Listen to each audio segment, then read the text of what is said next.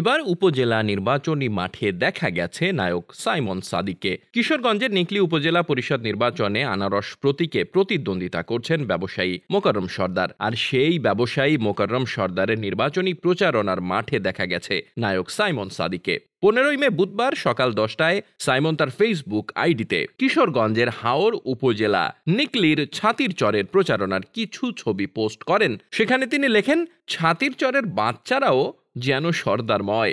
দ্বিতীয় ধাপে 21 মে কিশোরগঞ্জের নিকলী উপজেলা পরিষদ নির্বাচন হওয়ার কথা রয়েছে।